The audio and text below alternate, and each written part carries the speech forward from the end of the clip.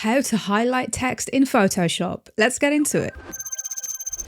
Start by creating your text, then come down to the rectangle tool. Come up to the fill settings and change this to a highlight color that you want to use. And then turn off the stroke. Click and drag over the area of text that you want to highlight. There are two ways we can highlight this text now. We can come down into the blending styles and change this to multiply. Alternatively, we can just simply drag the rectangle underneath the text like so to create a highlight effect. You can also click into the rectangle and round the edges of this rectangle if you want to go for a rounded edge effect.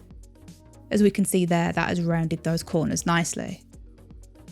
If you want to increase or decrease the size of this, you can just simply click into the rectangle, press Command or Control T on your keyboard, and then click and drag your edge across like so. You may need to hold Shift to do this. Once you're happy, click the tick, and that's all there is to it.